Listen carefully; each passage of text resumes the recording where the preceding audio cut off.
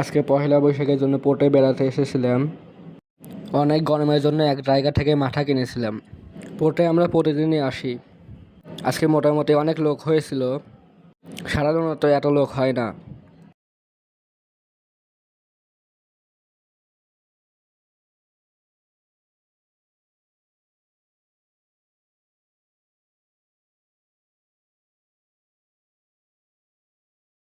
আমি আর আমার বন্ধু ছিল থেকে 2 গ্লাস নিয়েছিলাম।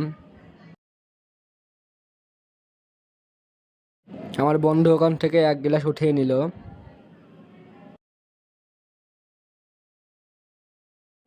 এখন আমি নেব।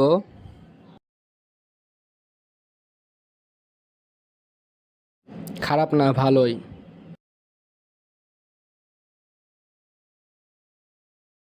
ঠান্ডা আছে মাঠা।